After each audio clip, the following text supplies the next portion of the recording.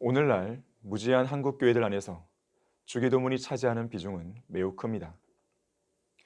매 주일 예배 때마다 사도신경과 함께 헛되이 반복하고 암송하는 것은 물론 예배 때 주기도문으로 기도하지 않는 교회를 이단으로 간주하기도 하는 것입니다.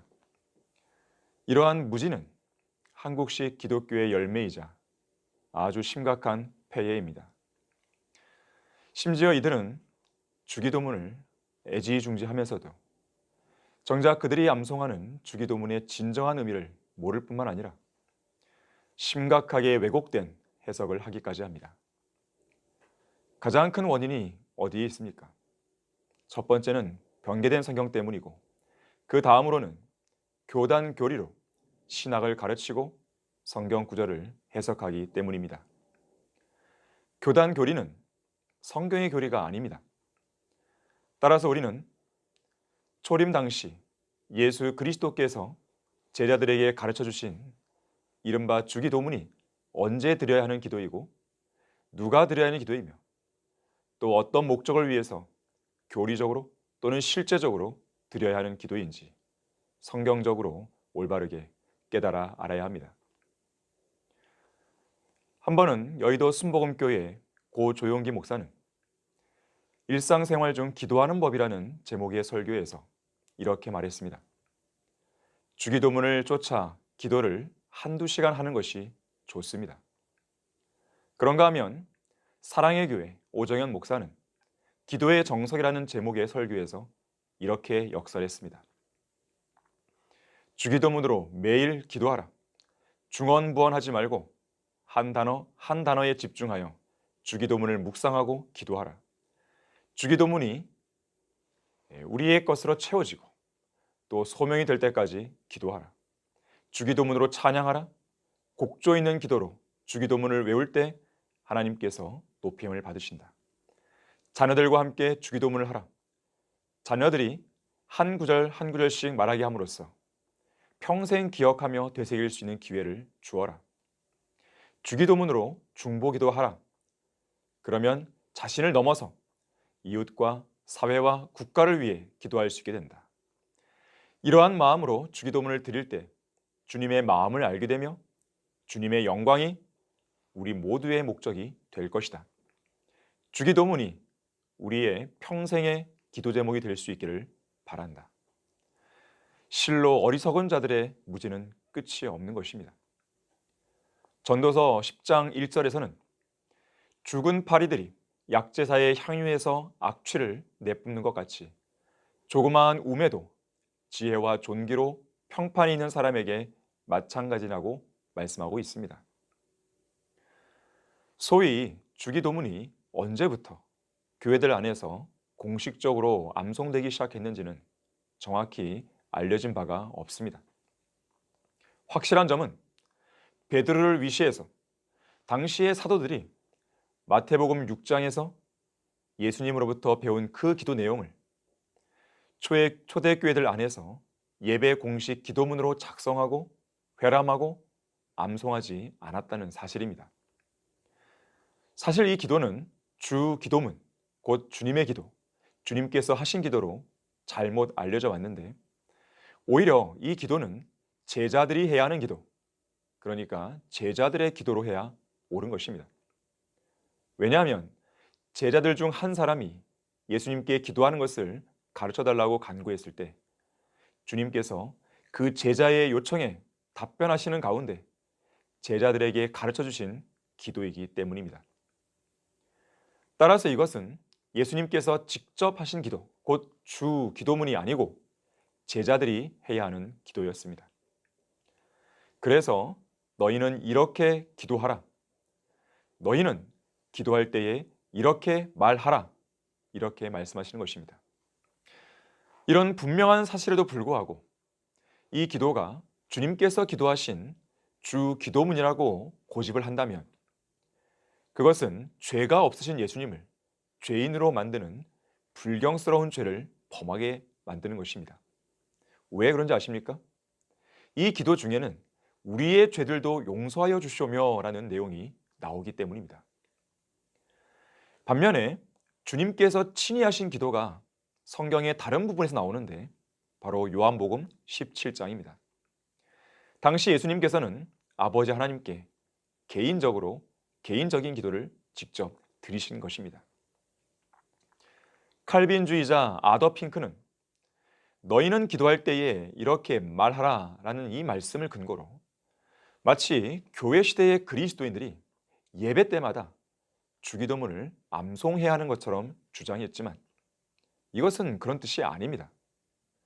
이러한 내용을 하나의 본으로 삼아서 기도하라는 의미이지 토시 하나 틀리지 않게 이 기도 내용 그대로를 마치 주문 외우듯이 따라하라는 그런 말씀이 아닌 것입니다. 무엇보다도 예수님께서는 이러한 기도를 가르쳐 주시기에 앞서서 이교도들이 하는 것처럼 헛된 반복을 하지 말라고 경고하셨습니다. 세상 이교도들은 헛된 반복을 하면서 기도합니다. 왜냐하면 그들이 말을 많이 해야 자기들이 믿고 섬기는 신들이 기도를 잘 들어줄 것이라 생각하기 때문입니다. 사실 그런 헛된 방법은 기도가 아니라 주문입니다. 예를 들어 보겠습니다. 불교의 천수경이 그렇습니다. 그들은 천수경에 나오는 대로 수리수리, 마하수리, 수수리, 나무관세음 보살 이런 말을 헛되이 반복하면서 주문을 외웁니다. 로마 카톨릭에서 하는 로사리오 기도도 마찬가지입니다. 특히 그들은 묵주를 돌리면서 기도를 하는데 묵주에 11번째 큰 구슬이 돌아올 때마다 주기도문을 반복해서 암송합니다. 영어로 바르게 보존된 성경인 틴데일 성경은 로마 카톨릭의 그런 묵주기도 같은 것을 옹알이 하는 것이라고 빈정대며 조소했습니다. 티베트의 라마승들도 전경기라고 해서 기도나 명상을 할 때 돌리는 바퀴 모양의 경전을 사용합니다. 이것은 기도 제목들을 적어 놓은 작은 종이 조각들이 붙어 있는 일종의 바람개비입니다. 이들은 바람이 불어와서 바람개비를 돌릴 때마다 그들이 거기에 써놓은 기도 제목들이 바람을 타고 하늘로 올라간다고 생각합니다. 일반 제도권 교회들에서 사도신경과 주기도문을 반복적으로 암송하는 것은 이처럼 이교도들이 하는 주문을 외우는 것과 별반 다를 게 없는 것입니다. 마태복음 6장에 나오는 이 기도는 교리적으로 봤을 때 교회 시대의 그리스도인들에게 적용되지 않습니다. 이것은 교회가 휴거된 이후에 그리스도인들이 이 땅에서 휴거된 이후에 지상에서 펼쳐질 환란 기간, 대환란 기간에 이제 곧 다가올 천년왕국의 도래를 기다리는 유대인 환란 성도들이 간절히 드려야 할 기도로 적용됩니다. 여기에는 6가지 이유가 있습니다. 첫 번째, 이 기도가 하늘에 계신 우리 아버지라고 말하면서 시작되기 때문입니다. 이 기도에서는 우리 또는 너희 같은 복수 표현이 자주 등장합니다. 이런 표현은 이것이 교회 시대의 성도들이 드리는 기도가 아니라는 것을 보여줍니다. 왜 그렇습니까? 교회 시대의 그리스도인들은 하나님께 기도로 다가설 때 우리 같은 복수 표현을 잘 쓰지 않기 때문입니다. 이러한 복수 표현은 유대인들이 민족적으로 하나님을 부를 때, 집체적으로 하나님을 부를 때 자주 사용하는 표현입니다. 특히 마태복음 6장에서 자주 등장하는 우리 그리고 너희는 율법 아래에서 살고 있는 유대인 제자들을 지칭합니다. 다시 말해서 이 기도는 구약적인 기도인 것입니다. 예를 들어서 구약 시대의 다윗 왕은 성전 건축을 위한 모든 준비를 끝마쳤을 때 오 주 우리 하나님이여 우리가 주의 거룩한 이름을 위하여 주께 한 전을 건축하려고 준비한 이 모든 물건이 다 주의 손으로부터 왔으며 다 주의 소유니이다라고 기도했던 적이 있습니다. 유대인들이 우리 하나님이여 우리가 와 같은 그런 방식으로 기도하는 이유는 이스라엘이 한 개인으로서가 아니라 한 민족으로서 하나님 아버지께서 지으시고 또 만드시고 또 낳으신 그 아들이요 첫 태생이기 때문입니다. 이스라엘 백성은 새로운 출생, 그러니까 거듭남을 통해 개별적으로 하나님의 아들들이 된 사람들이 아닙니다. 그와 반대로 이스라엘 민족의 한 일원으로서 하나님을 부르는 사람들인 것입니다. 그래서 그들은 우리, 너희 이런 표현들을 사용하는 것입니다. 두 번째로는 아버지의 이름이 거룩하게 되시옵고 아버지의 왕국이 임하시오며 라고 기도하기 때문입니다. 여기서 말하는 아버지의 왕국은 재림 때 이 땅에 세워질 정치적인 왕국입니다. 만왕의 왕이신 예수 그리스도께서 물리적으로 통치하시는 실제적인 왕국인 것입니다. 이 왕국은 믿는 성도가 거듭날 때 들어가는 영적인 왕국이 아닙니다.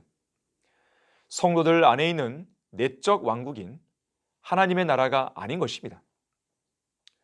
특히 거듭난 그리스도인들은 기도할 때 하나님의 나라가 임하시오며 라고 기도하지 않습니다.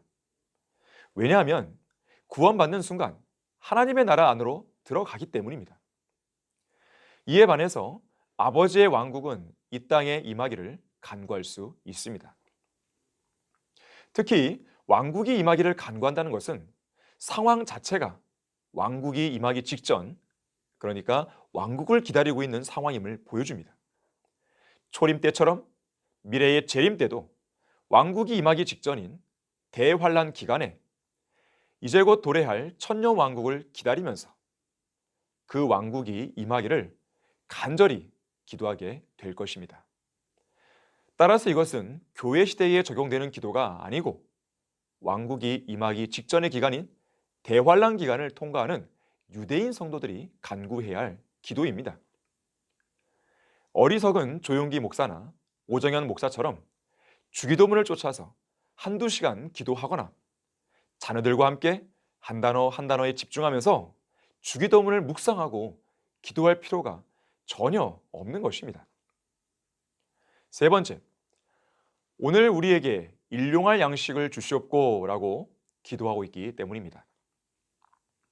구약시대에 하나님께서 이스라엘 백성들에게 하루하루 단위로 양식을 주신 적이 있었습니다. 광야를 통과하던 백성들에게 하늘에서 매일 일정한 양의 만나를 내려주신 것입니다. 이것은 환란 시대에 유대인들이 광야에서 기적적으로 부양받게 될 것을 미리 보여준 사건이었습니다. 본문의 기도는 대환란 기간에 유대인들이 적그리스도의 박해를 피해서 광야로 도망쳐 나왔을 때 매일의 양식을 위해 간절히 간구해야 할 기도입니다. 대환란 기간에는 짐승의 표를 받지 않으면 물건을 매매할 수 없기에 하나님의 도우심과 기적적인 방법이 없으면 일용할 양식을 얻을 수 없게 됩니다. 따라서 환란 시대에는 매일의 양식을 위한 기도가 그 어느 때보다도 더욱 절실해집니다. 따라서 이 기도는 교리적으로 교회 시대를 향한 말씀이 아닙니다. 물론 이 기도를 교회 시대에 영적으로 얼마든지 적용할 수 있습니다. 이 시대에 그 누구라도 육신의 양식이든 영적인 양식이든 매일의 필요한 양식을 위해서 하나님께 간구를 드릴 수 있는 것인데 이것은 결코 잘못된 일이 아닌 것입니다. 실제로 기도의 사람 조지 뮬러는 일용할 양식을 위해 여러 번 기도했고 또 그때마다 매번 기도의 응답을 받았습니다. 고아원 사역에 필요한 물질을 공급받기 위해서 정해진 시간에 자기 방으로 들어가 무릎을 꿇고 간절히 하나님께 기도했던 것입니다. 네 번째, 우리가 우리에게 빚진 자들을 용서하는 것 같이 우리의 빚진 것들도 용서해 주시오며 또 우리가 우리에게 빚진 모든 사람을 용서하오니 우리의 죄들도 용서하며 주시오며 라고 기도하고 있기 때문입니다. 이 기도에 따르면 죄를 용서받는 근거가 다른 사람을 용서해 주는 것에 기초하고 있음을 알게 됩니다. 이건 역시 교회 시대의 교리로 적용할 수 없습니다. 왜냐하면 교회 시대에는 예수 그리스도를 자신의 구주로 신뢰했을 때 죄들이 용서되기 때문입니다. 물론 우리가 주님과의 교제를 지속적으로 유지하기 위해서는 다른 사람을 용서해야 합니다. 하지만 그렇다고 해서 다른 사람을 용서하는 그 행위 자체가 우리의 죄들을 용서하는 절대적인 조건이 되지는 않습니다. 예수 그리스도의 피로 죄를 용서받은 이후에 올바른 삶을 살기 위한 조건이 될 수 있을지 몰라도 죄 자체를 용서받는 조건이 될 수는 없는 것입니다. 다섯 번째, 우리를 시험에 들게 하지 마시옵고 악에서 구하여 주시옵소서라고 기도하기 때문입니다. 이러한 기도는 그리스도인들도 드릴 수 있습니다. 하지만 교리적으로 적용할 때는 주의를 기울여야 합니다. 여기서 말하는 시험은 유대인들이 직면하게 될 특정한 시험의 기간을 의미하기 때문입니다. 대환란 기간에 유대인들이 주님을 버리고 적그리스도와 그의 형상에 경배하라는 그런 시험을 받게 됩니다. 특히 유대인들이 구해달라고 간구하는 이 악은 마귀를 말하는 것인데, 악의 화신인 마귀가 자기에게 충성을 맹세하지 않는 유대인들을 죽이기 위해서 추격할 것이기 때문입니다. 자, 오늘날 교회 시대에 유대인들이 이런 기도를 드린다고 해서 그들이 기적적으로 구출받는 것은 아닙니다. 예를 들어 보겠습니다. 중세 암흑시대에 모세 보타렐이라는 한 유대인 노인이 이 주기도문을 기억하는 가운데 스페인의 로마 카톨릭 왕에게 자기를 불태운다 해도 자기에게는 아무 소용도 없을 것이라고 말한 적이 있습니다.